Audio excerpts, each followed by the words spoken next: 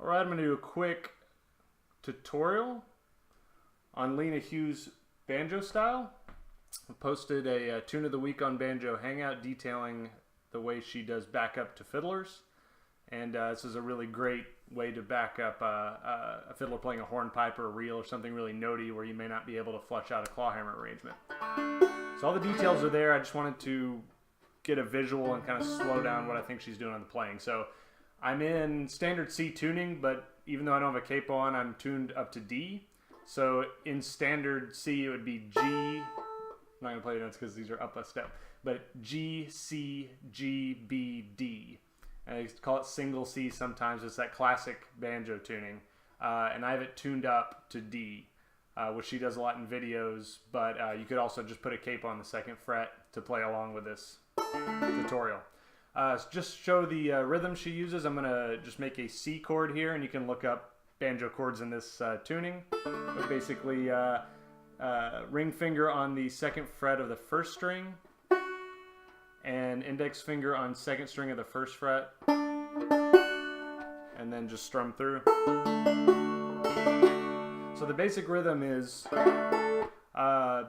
even though in clawhammer they say you shouldn't start with this a lot of times, if you look at a bum diddy in clawhammer,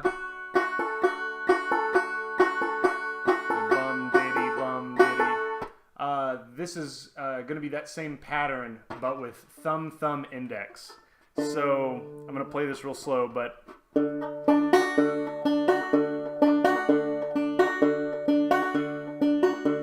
so my thumb is on the 4th string. Then my thumb comes up to the 2nd string, so, and my index finger on the 1st string acts as, kind of like in 2-finger thumb lead, it acts as a drone instead of the 5th string drone. So, and that's basically it. Sometimes she'll lead with the 5th string.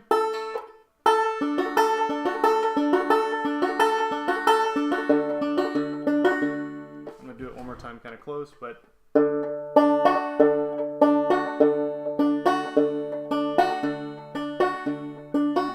diddy, bum diddy, bum diddy, bum diddy. So that's a basic. You could do it. Hers was a 2-finger style, but you could do it with 3 fingers. I'm not as good at that because I'm not a 3-finger picker. But you could do that. You might get a different tone doing it this way. That's basically it. So she would do that, and then I'll get into chords in a sec, but then she would walk the bass line.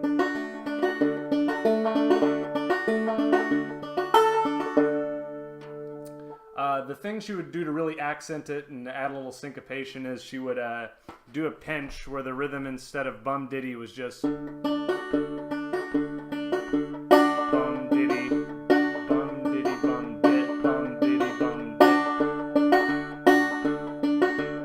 that is slow is it's the still holding the C chord or the D chord through all this.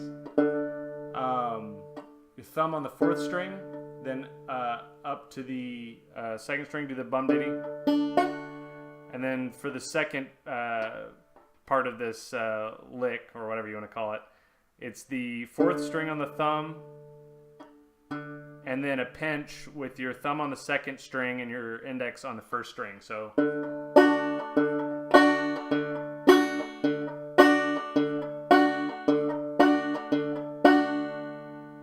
So the whole kind of rhythm that she locks into a lot of times would be. So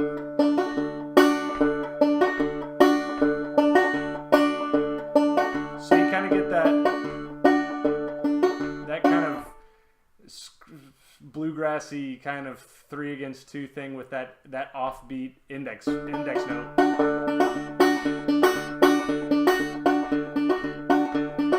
She gets into that a lot. So that's I call it the pinch. Or Howard Marshall may call it the pinch in his write-up. You'll have to look at his explanation. And the way she uses the 5th string, I've already said she'll lead with it sometimes.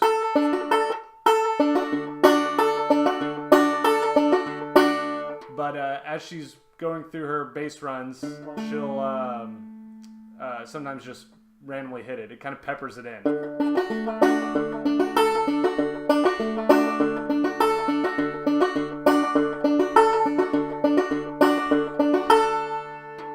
that's kind of like season, season to taste whenever you want to use that fifth string, because it's not really it's not a melody note, and it's not a really a drone. It's part of the bass drum. So that's the basics to the rhythm. That bum diddy bum diddy. We're holding down the C chord. I'm again in D. So if you're playing, well, we'll do it to D. So you got your capo on the 2nd fret. There's the D chord. C if you had it without the capo. There's the G chord,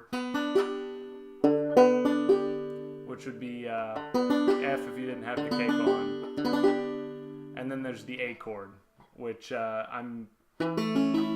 her style, you may not even play the 4th string, but I'm gonna fret it at the 2nd fret. So the 1, the 4, and the 5. And then bring your pinky down on the 3rd fret of the 1st string for an A7.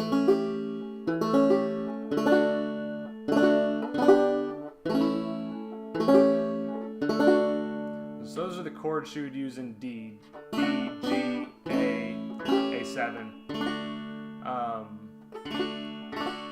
And she'd kind of walk through that, and it varies. She doesn't always keep the same bass line. But an example I'll use is Marmaduke's Reel, which I do in the video on Banjo Hangout. But I'll play it how I think she's playing it.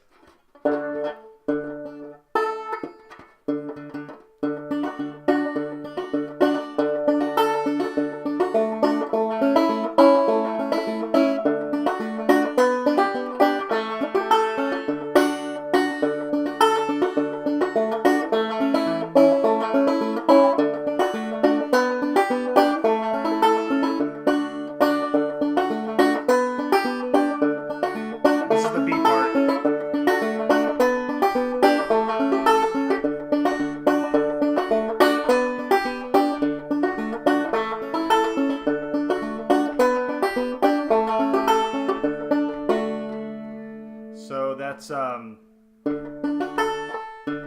if you're playing it just bum diddy, it's D, A,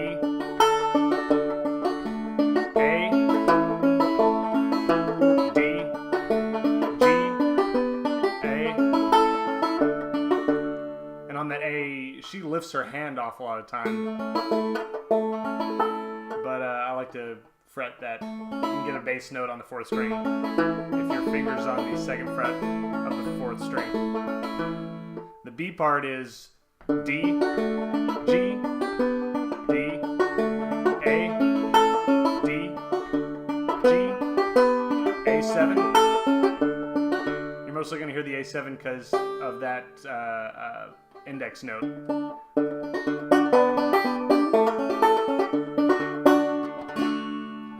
So that's the A and B part of Marmaduke's Reel. You could also play tunes. Howard Marshall says she would tune to that open G tuning. So there's the classic banjo single C tuning, and there's open G. Of course, we're capoed up, so this is in D. And if I was to tune this to open G, it'd be up in A. So she'd play in that key too. From what I can tell, she would play that key in the same tuning, and so instead of retuning to open G, you'll hear a certain bass note, and then it makes me think she's still in this same tuning, but instead of playing in D, she's playing in A, where you could just not fret or not strum this 4th string and get an A chord for the 1, get a D chord for the 4. And then play sort of like a D7 on an open G, but here you're fretting down the bottom 3 strings, the 3rd string, 4th string, the 2nd string, 3rd string, and 4th string, and getting an E7. So A, D, E7, the 1, 4, and 5. And an example of her playing. It would be capoed up a little farther to B flat, but an example playing, and you could play in an A. Any fiddle tune you play in A would be Countryman's Reel. But let me just run through the bass line on that.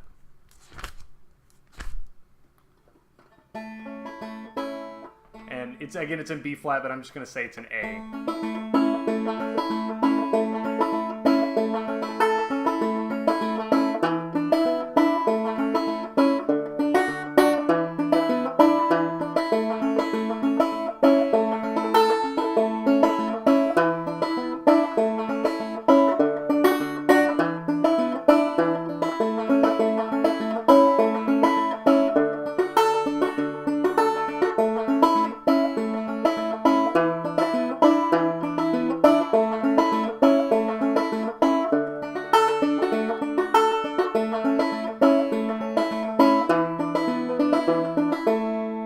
So that's to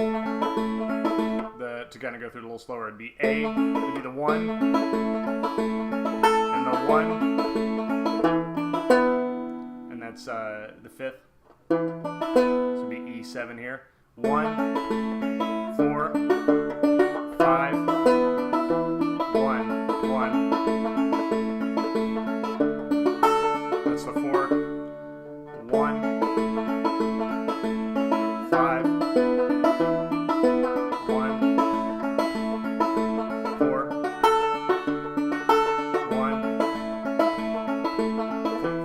5. Back to 1.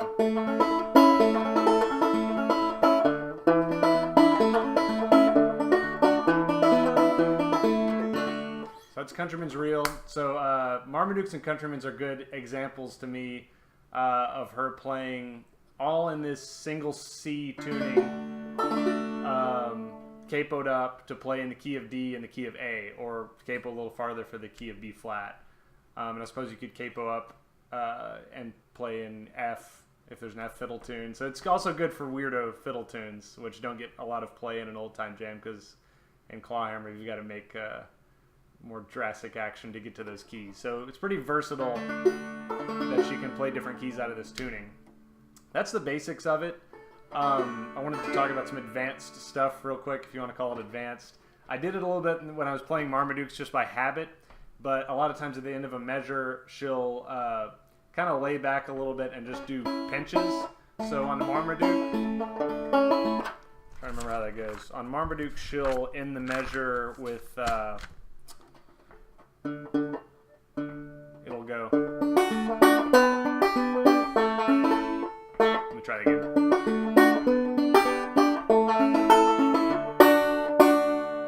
So she does that in almost the end of every measure, or the end of almost every measure in Marmaduke's reel. So just a little, instead of playing the bum-dee rhythm, she kind of steps out of that locked-in rhythm and just kind of lets it breathe a little.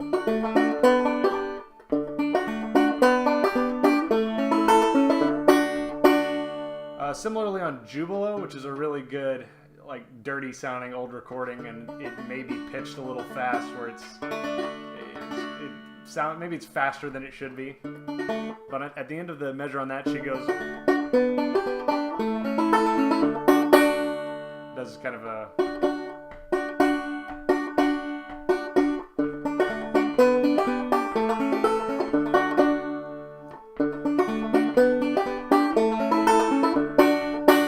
so you can kind of play around with it like that, add some syncopation.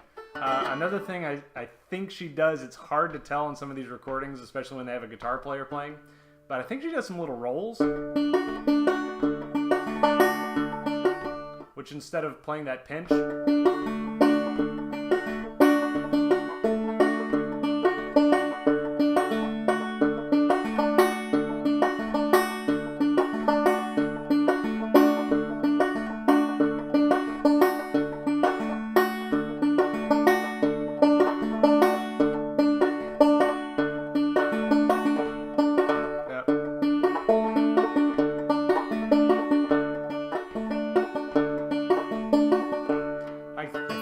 catch her doing that on some of these, but it'd be real quick and kind of hard to detect unless you're listening to the Green Corn, where I think it's pretty clear she's playing some of that instead of just that pinch. You're good. Photoshop you out. Yeah, I'll do it in post. That's about it. I'll run through Greencorn real quick.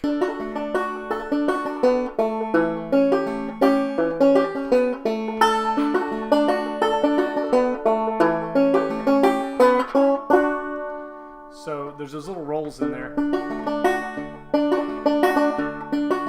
It's hard to fit those in when you're playing pretty fast with a fiddler, but I think she does some of that when she's doing the backup. And then there's also that walk, which I swear she does on one measure of Marmaduke's Reel, where she ends it with a. But she doesn't do a lot of that. And if you watch her right hand, I'm probably not doing this, but she plays with extreme economy of motion, where you really, it looks like her hand's not moving at all. But she'll also brush her thumb down enough to get a couple notes there. So there's those rolls.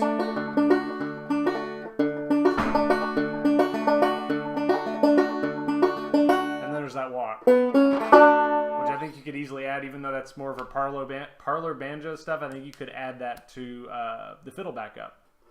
And then I just wanted to do a quick word on the setup in case anyone's actually listening this far into the video. She used a Gibson RB 100. It's Texas, so it's an RB 100. A Gibson RB 100 supposedly played with a skin head, Howard Marshall says, so you get like a plunkier sound out of it. Played with pretty medium gauge strings and played pretty close to the bridge. You could vary your tone that way. I think Howard Marshall says he plays a little farther out. I'll say I've built up some serious calluses doing this on steel strings, and that may just be my crappy old banjo. I don't know. That may help. But if you get that basic rhythm down, if I can.